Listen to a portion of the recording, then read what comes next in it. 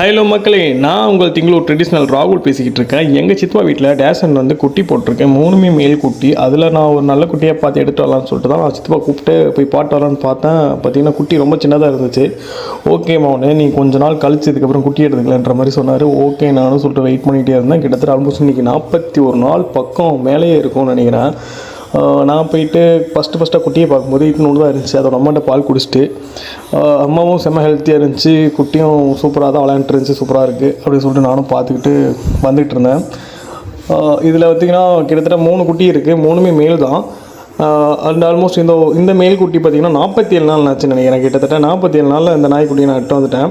இன்றைக்கி தான் நான் இட்டு வந்தேன். இன்றைக்கி இட்டு வந்துட்டு இன்றைக்கி இதுக்கு ஒரு டைகர் பிஸ்கெட் பற்றி வாங்கி போட்டேன்.